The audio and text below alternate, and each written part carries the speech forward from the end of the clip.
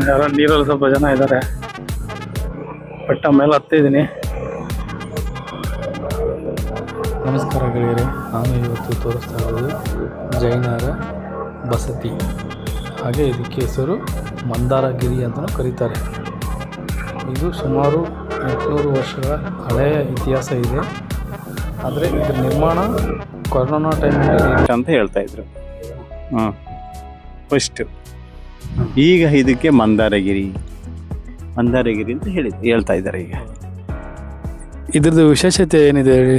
ವಿಶೇಷತೆ ಅಂದರೆ ಇಲ್ಲಿ ಇದು ಮಹಾವೀರ್ ಟೆಂಪಲ್, ಜೈನ್ ಟೆಂಪಲ್. ಇದಕ್ಕೆ ಮಹಾವೀರ್ ಟೆಂಪಲ್ಲು. ಮತ್ತು ಇದನ್ನು ಆರ್ಟಿಫಿಷಿಯಲ್, ಇದು ಮೆಟಲ್ಲು, ಸ್ಟೀಲು.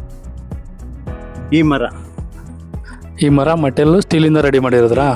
ಓಕೆ. ಪ್ಲಾಸ್ಟಿಕ್ ಅಲ್ಲ ಅದು. ಕೆಲವರು ತಪ್ಪು ತಿಳ್ಕೊತಾರೆ, ಪ್ಲಾಸ್ಟಿಕ್ ಅಂತಾರೆ. ಪ್ಲಾಸ್ಟಿಕ್ ಅಲ್ಲ, ಸ್ಟೀಲು.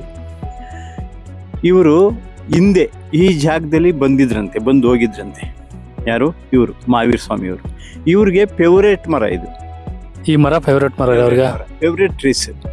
ಇದನ್ನು ಬೋಧಿ ವೃಕ್ಷ, ಹಳ್ಳಿ ಮರ, ಅಶ್ವತ್ಥ ಮರ ಅಂತ ಹೇಳ್ತಾರೆ.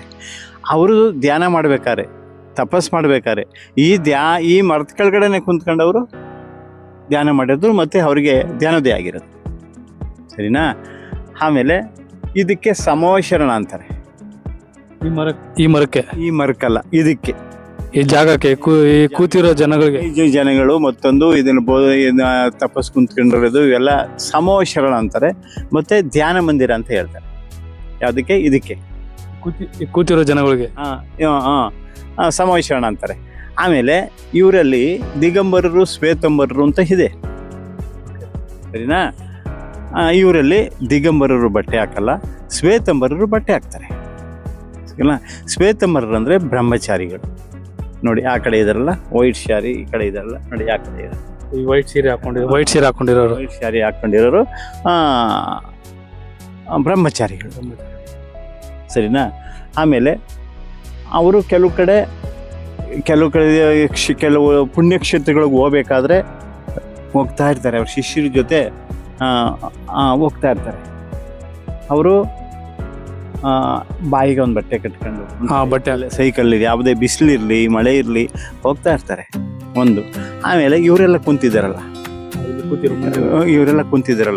ಇವ್ರು ಆಕ್ಚುಲಿ ಗೊಂಬೆ ಅಲ್ಲ, ಅವರಿದ್ದಾರೆ. ಇವ್ರು ನಿಜವಾಗ್ಲೂ ಇದ್ದಾರೆ.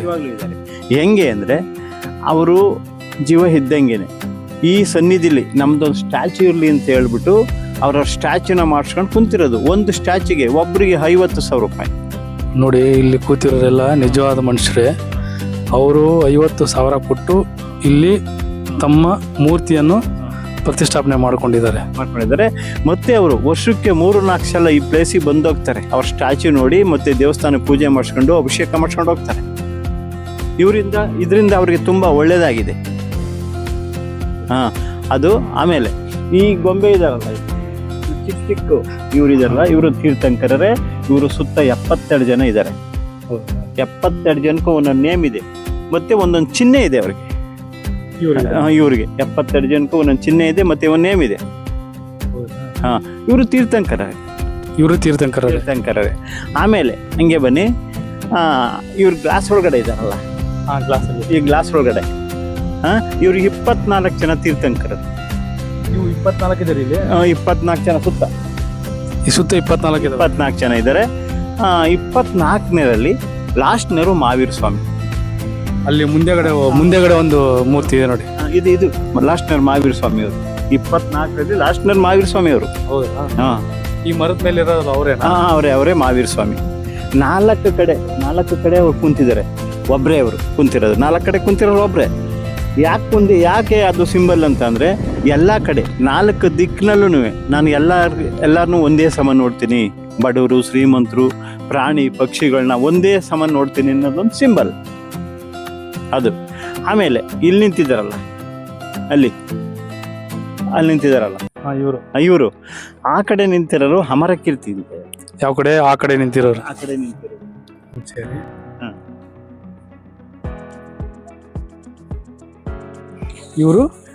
ಅವರು ಅಮರಕೀರ್ತಿ. ಓಕೆ. ಓಕೆನಾ. ಇವರು ಅಮೋಘ ಕೀರ್ತಿ, ಇವರು ಅಮೋಘ ಕೀರ್ತಿ, ಅಮೋಘ ಕೀರ್ತಿ. ಅಮೋಘ ಕೀರ್ತಿ. ಅವ್ರ ಕೈಲಿದೆಯಲ್ಲ ಹಾ. ಅದನ್ನ ಪಿಂಜಿ ಅಂತಾರೆ. ಹಾ, ಅದೇ ಟೈಪಲ್ಲಿ ಕೆಳಗಡೆ ಕಟ್ಟಿ ಕೆಳಗಡೆ ದೇವಸ್ಥಾನ. ಅದಕ್ಕೇನೆ ಪಿಂಚಿ ಮಂದಿರ, ಪಿಕಾಕ್ ಮಂದಿರ ಅಂತ ಅದಕ್ಕೆ ಹೇಳ್ತಾರೆ. ಪಿಂಜಿ ಮಂದಿರ, ಪಿಕಾಕ್ ಮಂದಿರ. ನೋಡಿ ಅವ್ರ ಕೈಲಿ ಹೆಂಗಿದೆ ಆ ಟೈಪಲ್ಲಿ ಕಟ್ಟಿದ್ದಾರೆ. ಹಾ, ಹೌದು. ಸರಿಯಾ. ಅದ್ರೊಳಗಡೆ ಒಬ್ರು ಶಾಂತಿ ಸಾಗರ್ ಅಂತ ಒಬ್ರು ಮುನಿಗಳಿದ್ದಾರೆ ಕೆಳಗಡೆ ಇರೋದು. ಕೆಳಗಡೆ ಇರೋದ್ರಲ್ಲಿ. ಅದ್ರೊಳಗಡೆ ಅವ್ರ ಬಾಲ್ ಚರಿತ್ರೆ ಇದೆ ಒಳಗಡೆ ಪೂರ್ತಿ. ಧ್ಯಾನ ಮಂದಿರ ತರ ತುಂಬಾ ಚೆನ್ನಾಗಿದೆ ನೋಡಿ. ಫೋಟೋಸ್ ಎಲ್ಲ. ಹಾ, ಫೋಟೋ ಒಳಗಡೆ ಬಿಡಲ್ಲ, ಫೋಟೋ ತೆಗಿಯಕ್ಕೆ ಹೊರಗಡೆ ತಕ್ಕಬೇಕಷ್ಟೇ. ತುಂಬಾ ಚೆನ್ನಾಗಿದೆ, ನೋಡ್ಬೋದು.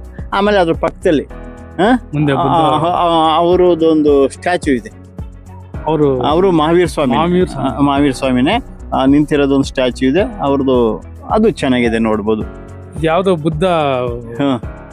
ಇಲ್ಲ, ಬುದ್ಧ ಇಲ್ಲ ಇಲ್ಲಿ. ಇದು ಮಹಾವೀರ್ ಟೆಂಪಲ್, ಮಹಾವೀರ್ ಟೆಂಪಲ್ ಇದು ಆಕ್ಚುಲಿ. ಆಮೇಲೆ ದೇವಸ್ಥಾನ ಅದು ಸುಮಾರು 800 ವರ್ಷದ್ದು. ಮುಂದೆ ಇರೋ ದೇವಸ್ಥಾನ 800 ವರ್ಷ. ಅದು ಈ ತರ ಇರ್ಲಿಲ್ಲ, ಸಿಂಪಲ್ ಆಗಿ ಇದ್ದಿದ್ದು, ಮಂಟಪ ತರ ಚಿಕ್ಕ ಗುಡಿ ತರ ಇದ್ದದನ್ನ ಈಗ ಅಟ್ರಾಕ್ಷನ್ ಮಾಡಿ ಆ ಟೈಪ್ ಮಾಡಿದ್ದಾರೆ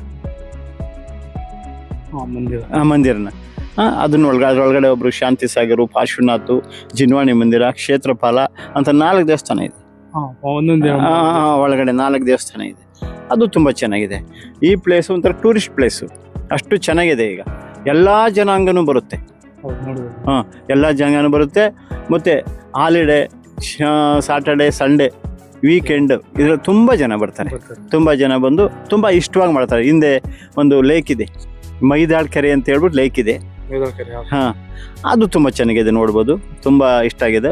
ಒಳ್ಳೆ ವ್ಯೂ ಇದೆ ಇದ್ರಲ್ಲಿ, ನೋಡ್ಬೋದು. ಬಂದು ಪ್ರತಿಯೊಬ್ರು ಬರ್ತಾರೆ. ಸುಮಾರು ಕೊಲ್ಲಾಪುರ, ಬಿಹಾರ, ಮಹಾರಾಷ್ಟ್ರ, ಎಲ್ಲೆಲ್ಲಿಂದನೂ ಬರ್ತಾರೆ.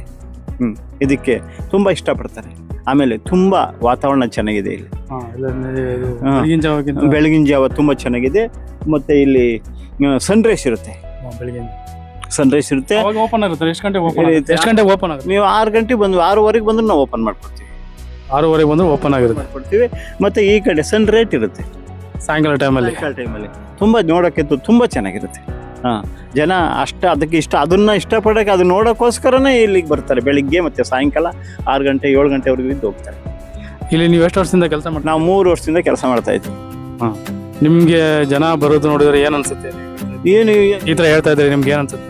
ಈ ತರ ಹೇಳ್ತಾ ಇದ್ರೆ ಇಷ್ಟೊಂದು ಜನ ಬರ್ತಾರಲ್ಲ, ಹೋಗ್ತಾರಲ್ಲ, ತುಂಬಾ ಸಂತೋಷ ಆಗುತ್ತೆ ನಮಗೆ. ಇದು ಹೆಂಗೇ ಇದ್ದಿದ್ದು, ಇದನ್ನ ನೇಮೇ ಇರ್ಲಿಲ್ಲ. ಫಸ್ಟ್ ಮೊದಲಿಗೆ ಹೆಸರು ಇದ್ದಿಲ್ಲ, ಸುಮ್ಮನೆ ದೇವಸ್ಥಾನ ಇತ್ತು ಅಷ್ಟೇ. ಈಗ ನೋಡಿದ್ರೆ ಇದನ್ನ ತುಂಬಾ ತುಂಬಾ ಜನ ಬರ್ತಾರೆ. ನಾವು ಮತ್ತೆ ಇಷ್ಟಪಡ್ತೀವಿ. ನಾವು ಈ ಜಾಗ ಬಿಟ್ಟು ಹೋಗ್ಲೇಬಾರ್ದು, ಈ ಒಂದು ಸನ್ನಿಧಿಯಲ್ಲಿ ನಾವು ಒಂದು ಕೆಲಸ ಮಾಡಬೇಕು ಅಂತ ಹೇಳಿ ಇಷ್ಟವಾಗಿ ಕೆಲಸ ಮಾಡ್ತಾ ಇದ್ದೀವಿ. ನಿಮ್ದು ಊರು? ನಾವು ತುಮಕೂರು. ನೀವು ತುಮಕೂರಿಂದ ಬರ್ತೀರಾ? ನಿಮ್ಮ ಹೆಸರು ಹೇಳಿ. ನಮ್ಮ ಹೆಸರು ಶಂಕರೇಗೌಡ.